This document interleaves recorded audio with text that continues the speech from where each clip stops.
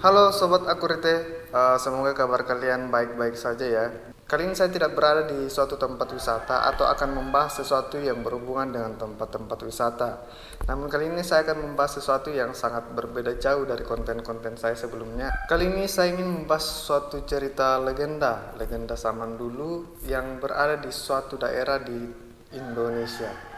Jika kalian pernah ke Sulawesi Selatan atau tepatnya itu di daerah Tanah Toraja, di sana ada suatu cerita rakyat yang sangat menarik buat saya, dan konon legenda ini menjadi cikal bakal leluhur para raja-raja yang ada di beberapa daerah di Sulawesi Selatan. Penasaran siapa pemilik legenda ini? Hello, hello, can you hear me as I scream your name? Jika kalian pernah pergi ke Tanah Toraja, tepatnya itu di Makale, di tengah-tengah kota itu ada sebuah kolam besar yang di tengah-tengah kolam itu berdiri sebuah patung yang memegang sebuah tombak. Nah, patung itu dikenal sebagai patung Laki Padada atau biasa disebut sebagai Puang Laki Padada. Nah, Puang Laki Padada inilah yang menjadi sebuah nenek moyang para leluhur beberapa raja-raja yang ada di beberapa daerah di Sulawesi Selatan seperti Toraja, Goa, dan Luwu. Konon, pada zaman dahulu kala, ketika zaman Tuhan dan manusia masih bisa berinteraksi langsung melalui sebuah tangga yang biasa disebut sebagai eran di langit. Nah, pada zaman inilah Puang Laki Padada hidup. Dikisahkan bahwa seorang raja pertama di Kapuangan Kalindo Bulanan Lepungan Bulan, yaitu Puang Tamboro Langi dengan julukan Puang Tomatasak I, yang konon dia juga adalah leluhur raja-raja di kerajaan Taluboco yang pertama, yaitu Toraja, Luwu, dan Goa. Kemudian pada saat itu Puang Tamboro Langi ini memperistri putri cantik bernama Sanda Bilik dari aliran Sungai Sakdan dan Disapandiata, dan kemudian melahirkan 4 orang anak, yaitu Puang Papai Langi, yang kedua adalah Puang Mesok, yang ketiga adalah Puang Sandaboro, dan yang terakhir adalah Puang Tumembali Buntu. Nah, salah satu dari anak Puang Tamboro Langi ini, yaitu Puang Sandaboro, menikah lagi dengan seorang putri cantik bernama Puang Butui Patung, atau biasa disebut juga sebagai Ao Gading. Si putri cantik ini, yaitu Ao Gading ini, berasal dari Batu Borong. Nah, dari pernikahan inilah kemudian lahir Puang Laki Padada. Oh ya, perlu sobat-sobat Akurite mengetahui bahwa kata Puang di sini bukanlah sebuah nama, melainkan sebuah gelar yang tertinggi untuk para raja dan bangsawan yang sangat dihormati di daerah itu.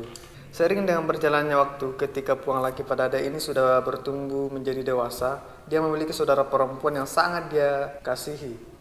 Dia sangat sayang dan sangat kaget ketika satu-satunya saudara perempuan yang paling dia sayangi ini meninggal dunia di usia yang masih sangat muda. Dan bukan hanya itu, berjalannya waktu satu persatu orang-orang yang disayanginya, orang-orang yang sangat dikasihinya itu meninggal dunia. Mulai dari ibunya, saudara-saudaranya, pelayan-pelayannya, bahkan hamba-hamba dan pengawal-pengawalnya. Nah, kejadian-kejadian inilah yang membuat Puang Laki Padada sangat ketakutan, apalagi setelah dia mengetahui bahwa semua orang bakalan mati, lalu terus merenunginya. Jadi mungkin pada saat itu dia berpikir, apa yang harus saya lakukan supaya saya tidak ikut mati, atau melakukan sesuatu untuk mencegah kematian itu datang padanya. Nah, pada saat merenungi hal-hal seperti inilah, maka muncullah pikirannya untuk mencari sebuah mustika yang membuat orang menjadi hidup kekal atau menjadi hidup abadi, yang kala itu disebut sebagai pedampi tang mate, agar dia bisa hidup kekal, agar dia bisa hidup abadi tanpa dihantui oleh sebuah kematian.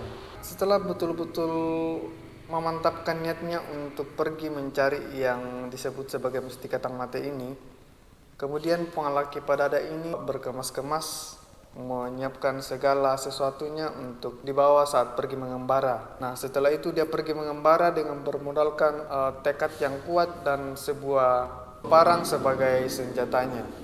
meninggalkan kampung halamannya demi mencari sebuah mustika yang bisa membuatnya tetap hidup abadi. Setelah beberapa waktu lamanya dia mencari, karena sudah merasa kelelahan, berhentilah dia di sebuah pohon untuk beristirahat sebelum melanjutkan perjalanannya. Nah, pada saat dia sedang beristirahat itu, dia melihat seorang kakek yang berjenggot datang menghampirinya dan berkata, "Wahai laki padada, mau kemana kah engkau sehingga kau datang ke tempat ini?" Dan tanpa basa-basi, Puang laki padada ini menjawab bahwa dia akan pergi mencari sebuah mustika yang disebut sebagai mustika pedang pitang mate. Dan kakek itu kemudian membalasnya lagi bahwa apa yang kamu cari itu tidak akan pernah kamu dapatkan karena semua orang itu bakalan mati pada saatnya. Tetapi Puang laki padada ini terus berkelana dan melanjutkan perjalanannya hingga tiba di pinggir laut. Dan lagi karena sudah sangat lelah, dia kembali beristirahat di sekitar pinggir laut itu. Tiba-tiba datanglah seekor kerbau belang-belang atau kerbau bulan. Nah, konon sama seperti si kakek tadi, kerbau ini bisa berbicara dan berkata kepada laki padada, katanya, "Wahai laki padada, mengapa engkau di sini? Mau kemanakah engkau? Apa kamu tidak tersesat?" Kemudian laki padada ini menjawab bahwa saya ingin menyeberangi lautan ini, tetapi saya tidak kuat untuk berenang. Bayangkan coba harus menyeberangi lautan dengan cara berenang. Nah, karena pada saat itu memang konon Puang laki padada ini tidak seperti manusia pada umumnya. Dia memiliki kesaktian yang bisa dibilang kuat lah dibanding manusia-manusia yang lainnya di saat itu. Dan mungkin merasa kasihan, kemudian si kerbau ingin membantu laki padada. Katanya, "Laki padada, saya akan membantu menyeberangi lautan ini dengan satu syarat." Laki padada, "Oh ya, syaratnya apa?" "Oke, kalau begitu kau harus berjanji bahwa keturunanmu tidak akan memakan keturunanku. Bagaimana?" Dan Puang laki padada menyanggupi akan hal itu. Kemudian laki padada ini naik ke punggung kerbau dan pergi menyeberangi lautan sampai di sebuah pulau yang ada di seberang itu. Setibanya di sana, Puang laki padada ini kembali bertemu dengan seorang kakek berjenggot panjang putih dan juga memiliki kesaktian. Nah, saat itu si kakek ini juga bertanya ke laki padada, "Hai laki padada, apa tujuanmu datang ke tempat ini? Karena belum ada satu manusia pun yang datang ke tempat ini, dan kau orang pertama yang cukup berani datang ke tempat ini." Nah, kemudian Puang laki padada ini kembali menjawab bahwa dia datang ke tempat itu untuk mencari sebuah mustika yang disebut sebagai mustika pedang pitang mate yang bisa membuatnya kekal abadi dan tidak akan pernah dihantui oleh rasa atau sebuah kematian. Saat itu kemudian Puang laki padada berkata, "Bisakah engkau menunjukkannya atau memberikannya kepadaku, mustika yang saya cari ini, sehingga saya tidak mati seperti orang-orang yang saya sangat sayangi?" "Oke," jawab si kakek itu, "oke, saya akan memberikan pedang pitang mati ini seperti yang kamu cari itu, jika kamu bisa memenuhi syarat yang akan saya berikan kepadamu." Nah, pada saat itu tanpa berpikir panjang, mungkin karena sudah sangat senangnya, wah betul-betul mustika ini benar-benar ada, maka Puang laki padada menyetujui syarat-syarat apapun yang akan diberikan si kakek itu kepadanya. Nah, syaratnya itu bahwa selama 7 hari 7 malam Puang laki padada ini tidak boleh tidur dan tidak boleh bergeser dari tempatnya sama sekali. Jadi maksudnya mungkin seperti sebuah bertapa atau meditasi.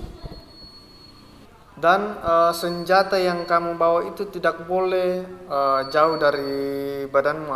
Maksudnya kalau untuk zaman-zaman sekarang itu senjata atau parang yang di Toraja itu dililitkan di pinggang bersama rumahnya. Jadi seperti sebuah ikat pinggang. Jadi mungkin pada saat itu bahwa senjatanya Laki Padada ini tidak boleh lepas dari badannya Laki Padada selama syarat itu dilaksanakan. Dan otomatis Puang Laki Padada sangat menyanggupi persyaratan ini. Bayangkan 7 hari 7 malam gak makan, gak tidur. Kamu kuat? Saya 1 hari 1 malam tidak kuat.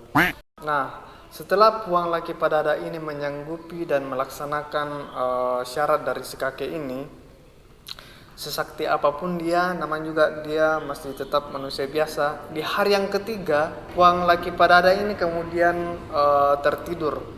Saking ngantuk, saking capeknya, dia ketiduran sangat pulas dan tidak bergeming sama sekali. Nah, pada saat itu si kakek yang melihat Puang Laki Padada ini ketiduran, sangat pulas, bahkan sangat nyenyak ya mungkin ya. Kemudian si kakek ini mengambil senjatanya Laki Padada ini, yaitu parangnya Laki Padada ini yang ada di badannya ini. Dia lalu mengeluarkan parang itu dari sarungnya dan kemudian mematahkan ujung dari parang itu, lalu memasukkan kembali ke dalam sarung parang itu.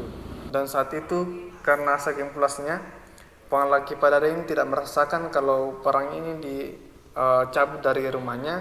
Kemudian si kakek ini membangunkan si Puang Laki Padada. Hai Laki Padada, bangun. Itu yang pertama ya. Yang pertama tidak bergeming sama sekali. Kemudian dibangunkan yang keduanya sama sekali juga masih belum bangun. Nah, nanti dibangunkan pada saat yang ketiga kalinya inilah baru Puang Laki Padada cepat-cepat bangun. Lalu kemudian si kakek berkata, Laki Padada, kenapa kamu tertidur? Walaupun sudah ketahuan, Puang Laki Padada ini tetap menyangkal bahwa dia tidak tidur. Saya tidak tidur, mungkin ya cuma baring-baring atau apa. Tetapi si kakek mengatakan bahwa cabutlah parangmu itu dan lihatlah ujungnya. Jika ujungnya terpotong berarti kamu betul-betul tertidur. Dan benar, setelah Puang Laki Padada mencabut parangnya itu, dia melihat bahwa ujung dari parangnya ini sudah terpotong. Artinya dia gagal menerima persyaratan yang diberikan oleh si kakek, dan Puang Laki Padada ini tidak menerima mustika yang disebut sebagai mustika tangmate atau mustika kehidupan kekal. Jadi Puang Laki Padada ini akan tetap mati pada saatnya seperti manusia-manusia pada umumnya. Nah, walaupun agak kecewa, Puang Laki Padada terus melanjutkan perjalanannya menyeberangi lautan. Namun di tengah-tengah laut ini pada saat itu perahu yang ditumpangi Laki Padada bocor, kemudian tenggelam, dan Puang Laki Padada ini terapung-apung di tengah-tengah lautan sampai ke pinggir laut. Nah, setelah beberapa saat di pantai, datanglah burung Garuda raksasa mengambil Puang Laki Padada ini. Kemudian Puang Laki Padada ini bergelantungan di kaki burung Garuda ini, dan burung Garuda ini menjatuhkannya di wilayah kerajaan Goa pada saat itu. Goa ini nama daerah yang berada di Sulawesi Selatan. Dan konon setelah berbagai proses menjalani kehidupannya di daerah Goa, dia kemudian bertemu dengan Raja Goa. Si Puang Laki Padada ini membantu mengobati serta membantu persalinan istri sang raja. Kemudian Puang Laki Padada ini diangkat menjadi anak angkat sang raja dan dinikahkan dengan seorang wanita bangsawan Goa. Dan akhirnya dia menjadi pemimpin kerajaan Goa yang baik pada saat itu.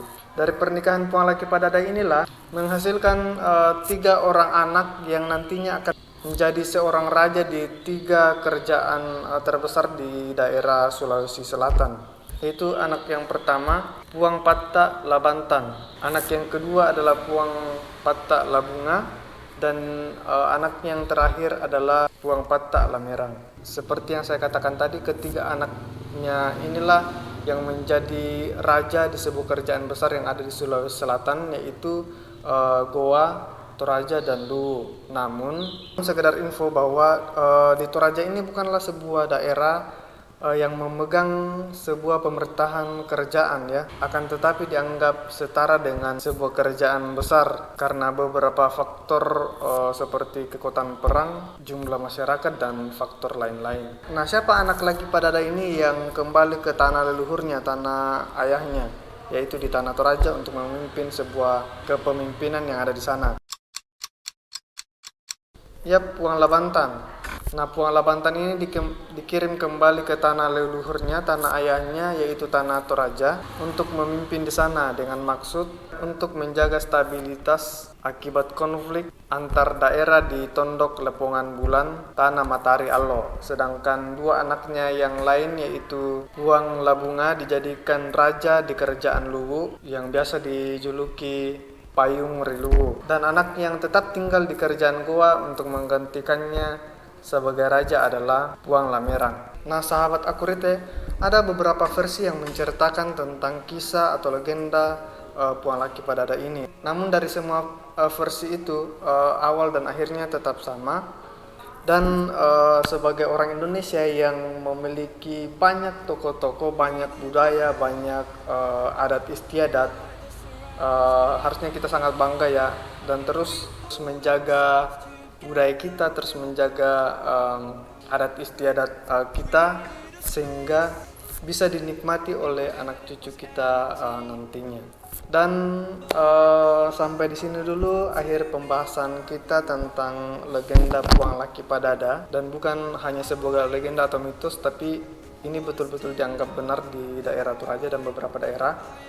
So, nantikan pembahasan kita selanjutnya, dan semoga apa yang saya sampaikan ini dapat berguna buat teman-teman, dan share ke teman-teman kamu jika berkenan, dan saya menantikan komen teman-teman jika ada beberapa stake atau ada beberapa cerita yang saya langkai atau yang saya tidak ambil. Saya berharap kalian tetap sukses, kalian tetap sehat. Sekali lagi terima kasih dan sampai jumpa.